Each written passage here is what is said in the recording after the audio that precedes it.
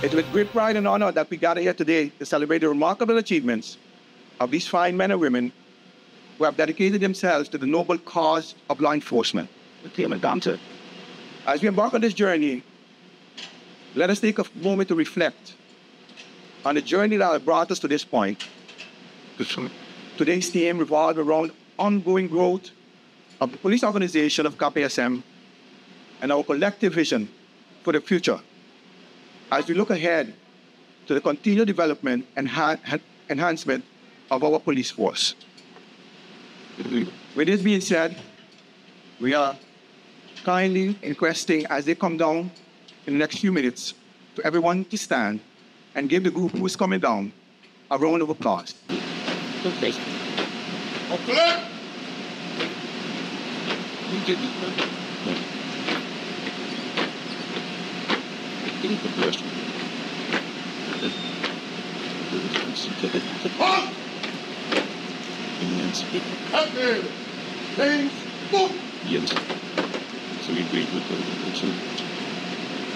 This is the class of PQ 520, graduation class of 2024. These are the new members who will be assisting us in this future of St. Martin. Thank you. Commander, give me a chance to sit.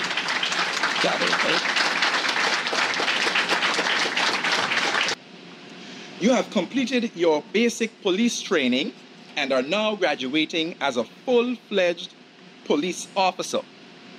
As such, you fulfill a very important role in our society by preserving public safety, upholding justice, and protecting all citizens and visitors equally, regardless of societal factors like race, political affiliation, culture, or wealth.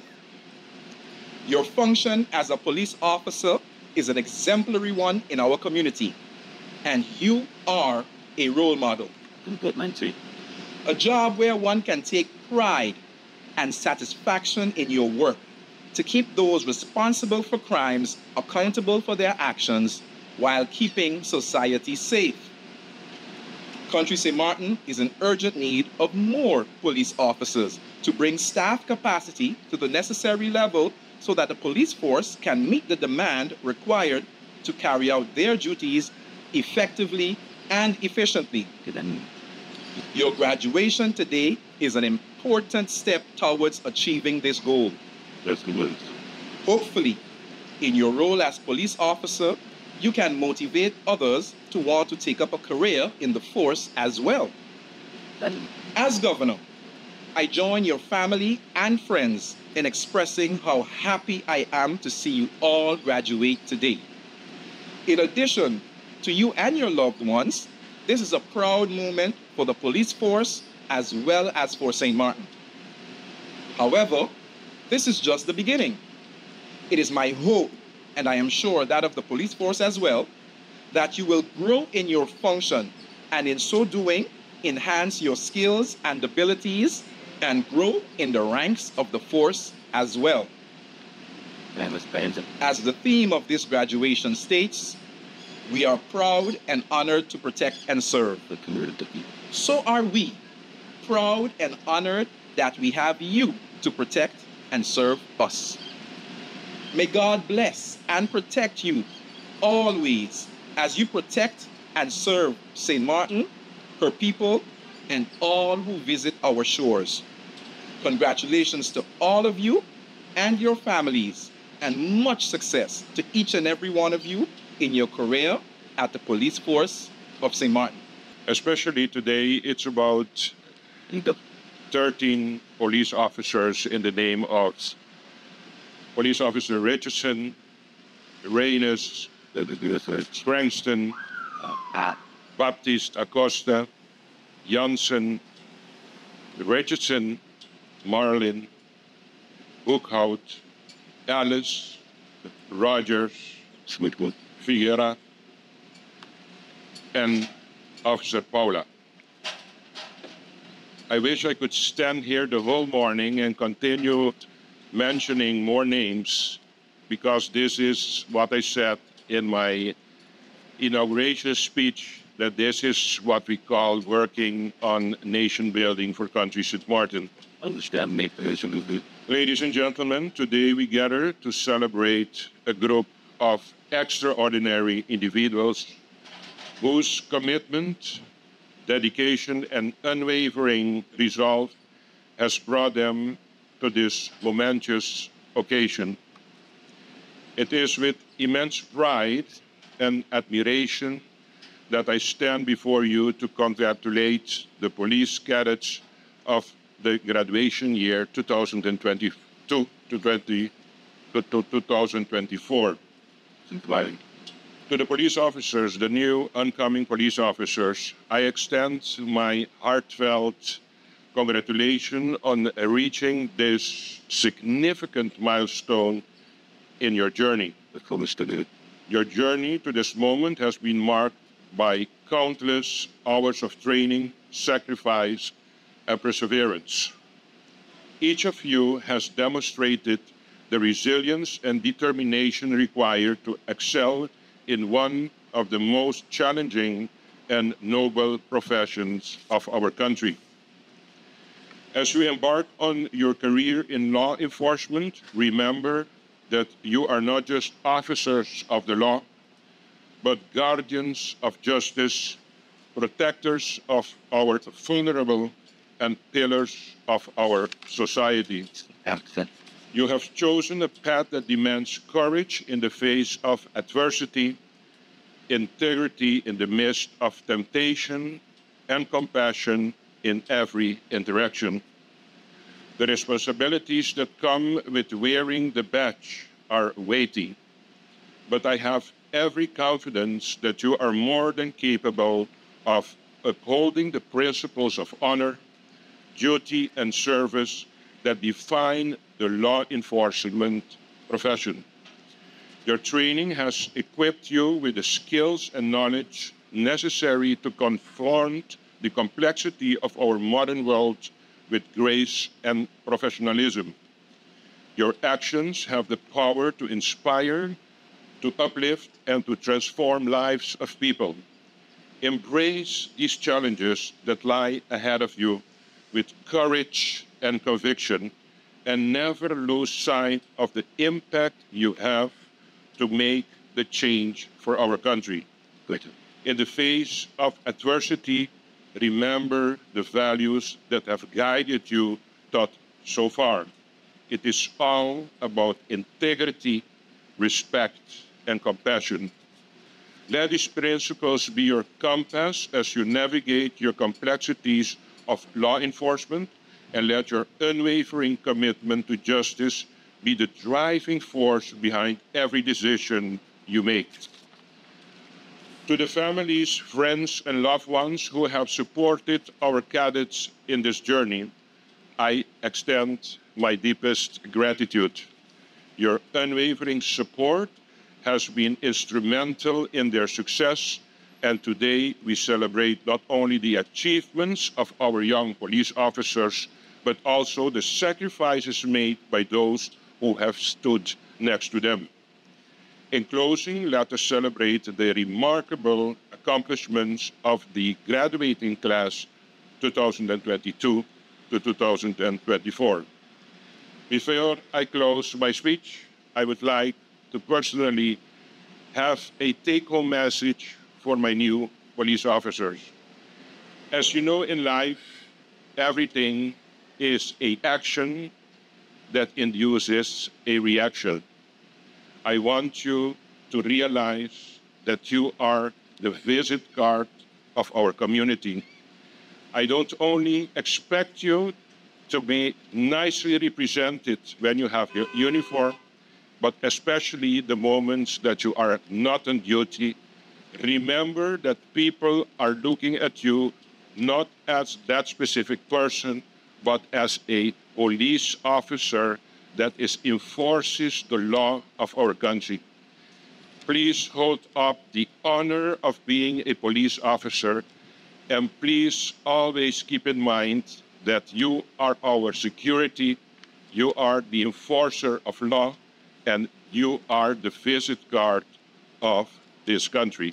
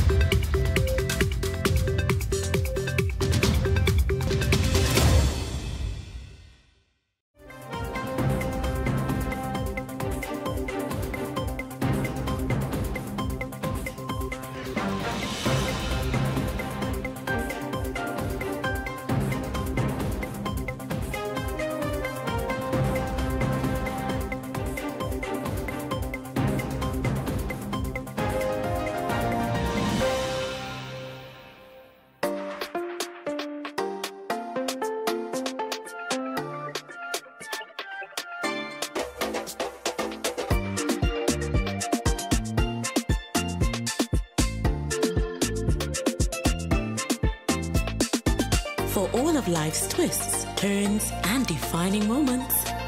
RBC is a blend for all of you.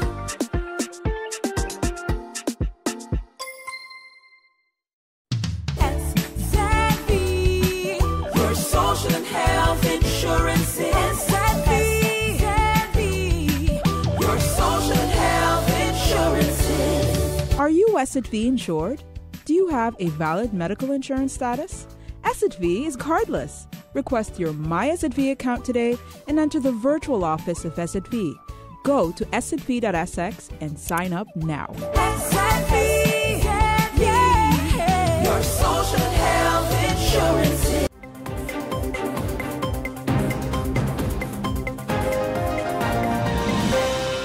We had the issue of notifications, in which I had asked a member of parliament to basically finish off his notifications because of the length of time.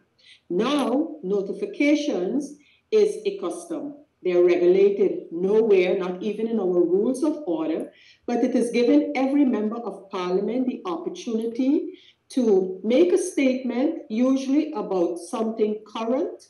That could be extending congratulatory words. It could be extending words of sympathy. It could just be making a comment about some current issue. However, the issue of notifications is that it is brief remarks. So it is not as if you can take the floor and say, I have 1 point, 2 points, 3 points, 4 points, or whatever the case may be on the notification. So that's one thing. That's why I had to ask the member who was speaking at the time to please keep it short. Secondly, with respect to a proposal of order.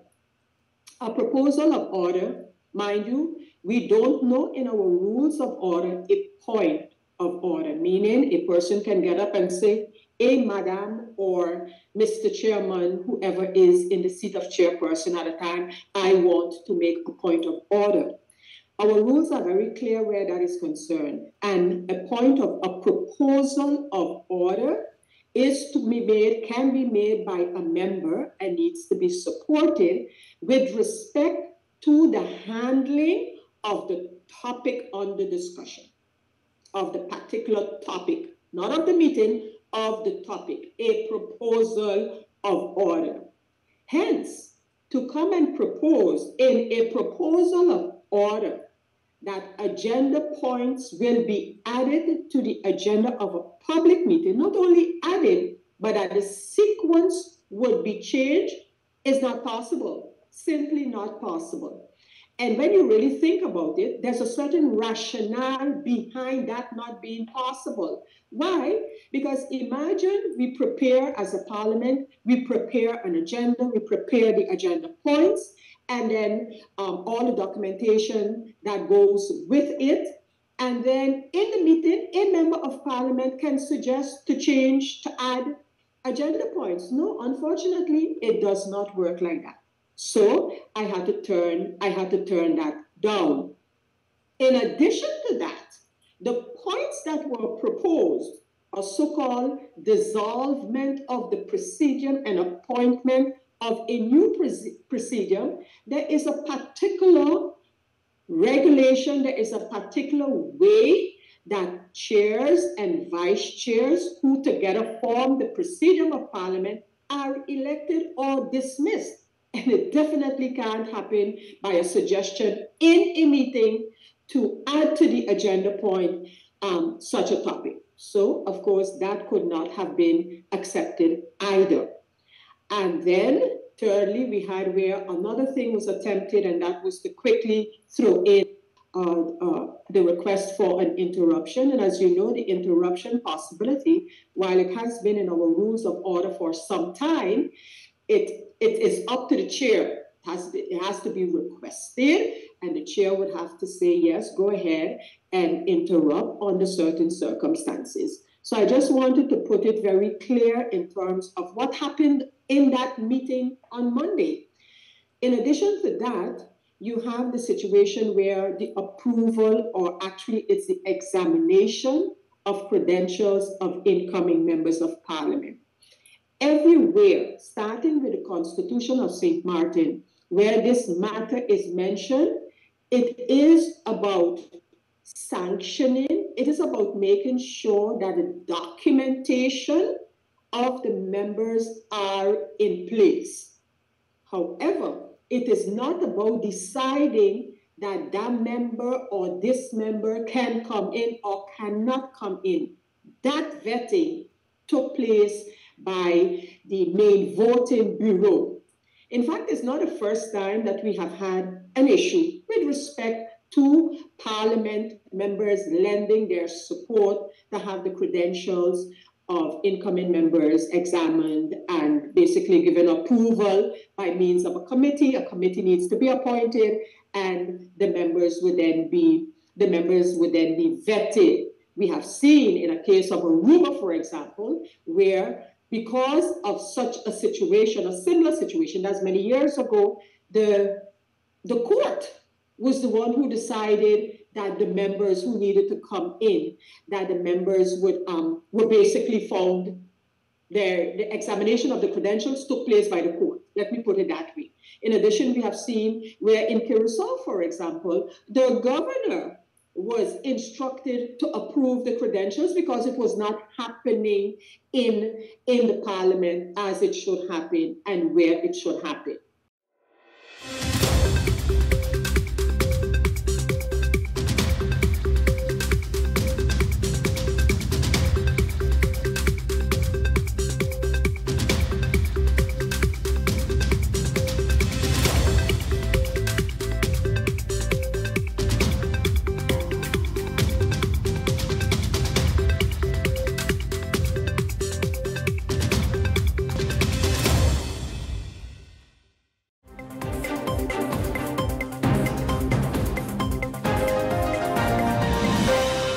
As you know, this is officially my second day as Prime Minister of this country.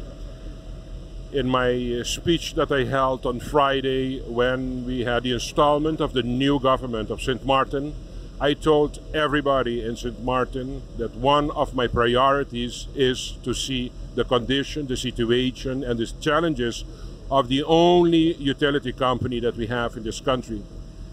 And I made it happen for today, on the second working day of me, to visit this GEBE.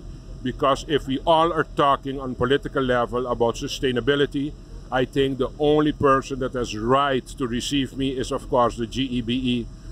We want our utility company to offer us our sustainability. Then we will have to do our part to guarantee the people continuity of energy for our country. Can you imagine a country, St. Martin, without energy? And what was more worrisome for us was the intensity of the load shedding that was taking place. That was a big concern for the people of St. Martin. I got a great welcome here in GB. The people were very enlightened with my visit. And I hope that with this visit I can show them that we want to work together to see how we're going to work and solve the problems of utility for Country St. Martin. It's not about me, it's not about GB. The issue of utility for Country St. Martin is our problem, especially if we want to talk about sustainability of a country. I want to make use of this opportunity to thank every person that is working here on this GB plan under the circumstances that I saw. We are constantly criticizing, beating this GEBE. It's time now for us to stand, think it over, and realize what these people are doing on a daily basis to make it possible that we have energy in this country. Out of my heart as Prime Minister of St. Martin, I want to thank all personnel of GEBE for everything that they are doing for my country, for our country, and they can count on me. If it's for the government part, for us to work together, we are going to make this GB a big, great potential company for Country St. Martin. We need each other, and we're going to do it together. Thank you very much. So today we had a tour of the power plant in KB, where we went to look at the water intake unit, followed by the operations room. And we had a good opportunity to meet some of the staff, some of the key staff of the power plant in our tour. And after we came up to the lab, we met the staff in the lab. and we came up to the water plant section where we also met staff of the water plant. It was a very interesting tour. As some of you may know, I have worked in GB as operations manager before, and it's good to be back to see the staff and also to see how the plant is evolving and to see the needs of the plant, and then to offer the assistance that government can offer to GB. So we are looking into matters in GB, and we want to assure the public that government is in talks with GB. Government is looking at ways how we can help GB to improve for the whole community. It was a pleasure today having the Prime Minister together with the Minister of VSR on their second day in office coming to visit GB, which is a vital infrastructure of the island. On the visit, we visited several of the engines, showed them the difficulties and challenges that GB is facing today. And the Prime Minister, together with the Minister of VSR and Vromi, assured us our the ability to work together in order to help solve GB moving forward. So the Minister and I, the Prime Minister and I, will have some follow-up discussions in the future, whereby we will be having more in-depth conversation about the challenges of GB and how we can solve them on a short term and a long term. And I'm very appreciative that the Minister found it fit on their second day to come to visit GB, showing us how important this infrastructure is for the people of St. Martin.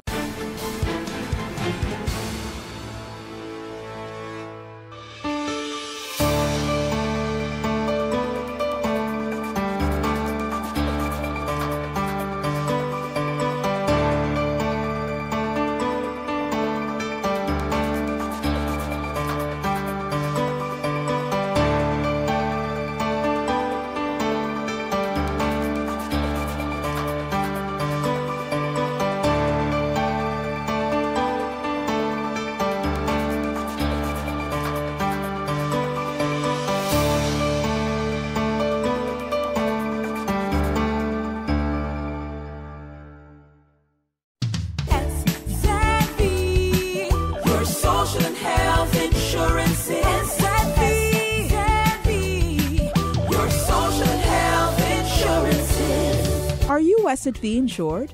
Do you have a valid medical insurance status? Asset V is cardless. Request your My Asset V account today and enter the virtual office of Asset V. Go to assetv.sx and sign up now. Asset V, yeah, your social and health insurances.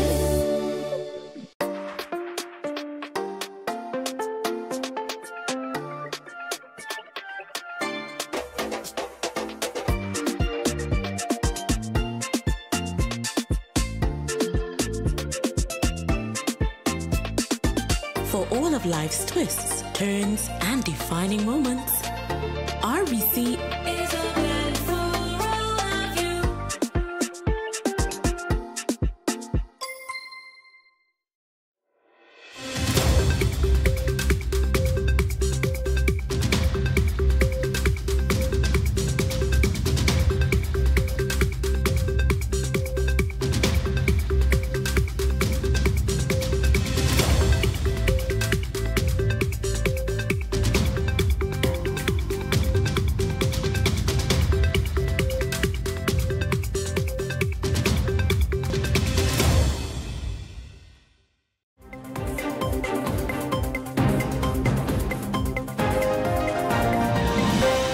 Fire officials say they received a call at 10:32 a.m. and a team of 4 officers and 1 tender was dispatched. Just over an hour and a half later, they received a distress call from the team. High winds blew ignited trash toward the fire truck, resulting in the unfortunate incident. Minister of Home Affairs Wilfred Abram says when he was informed of the situation, his first thought was the safety of the officers. However, he will reserve comment until investigations are completed. My concern right now is to check on the officers and make sure everybody is good, and anything else can happen after that. There are a lot of questions that need to be answered. I am going to await a full report on this to find out exactly what happened before making any formal comment on it.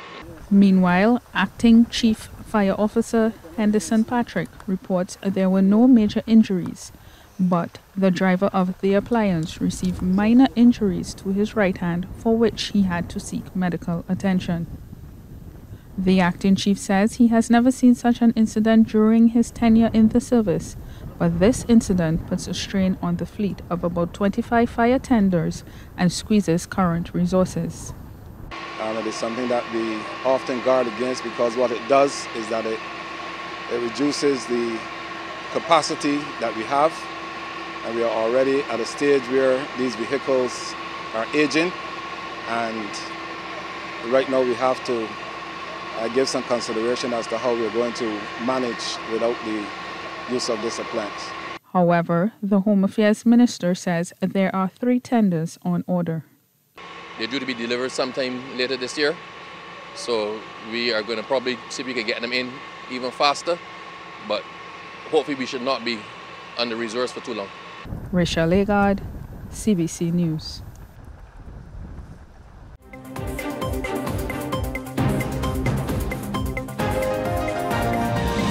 All eyes are on the government to see what will be its next step in the constitutional reform process. This after opposition leader Mark Golding instructed opposition members on the committee not to sign the final report, which will see Jamaica leaving the rule of the British monarchy. Speaking on Radio Jamaica's That's a Wrap on Sunday, Public Affairs commentator Peter Espute noted that despite making his position known at the PNP's annual conference last September, Mr. Golding should have been clear to the government. When the CRC was started, Golding should have written and said, look, we're not going to take this two-phase thing. We're going to agree on the whole thing. We agree, we sign off on it. Then we have the referendum for the monarchy part. And the rest of it, we will already have agreed. We will just go ahead. But instead, no. They've played the government's generalship game and have left it to the 11th hour to object. Why don't our political leaders talk to each other? They have to buck up behind the speaker's chair before they're going to talk to each other? Come on. Mm-hmm. This is our business that we're talking about here. They must talk to each other and don't let it reach to this point. In the meantime, President of the Jamaica Confederation of Trade Unions, JCTU, St. Patrice Ennis, says the Andrew Holness-led government has never made its position known on whether it wants the CCJ as Jamaica's final appellate court or not. However, he notes that what is currently being done is nothing more than a power play. Mr. Ennis is therefore suggesting more public consultations on the reform of the Constitution. And not necessarily led by politicians, but led by persons who have vested interests and persons who with knowledge about these questions and what particularly obtained in a constitution. So there's a clamoring from many sectors, and I would support that viewpoint, that there need to be a broader consultative approach with respect to this very important matter, perhaps most important. Indeed. Mark Golding is just as guilty here, because he has gone along with this business about if we and the JLP agree, then there's consensus. Both of them are guilty of this travesty. Kirk Wright, TVJ News. Firefighters from the Maypen Fire Station using ropes, wires and other equipment to carefully navigate the treacherous waters of the Rio Minho on Sunday. Their objective was to remove a male body from the river. From the bridge above, curious residents watched on. In addition to the obvious risks in the deep water, crocodiles also frequent these parts. But after a couple hours, the firemen were able to skillfully remove the body. It was taken away to the morgue. The dead man has been identified as 29-year-old Demar Cole.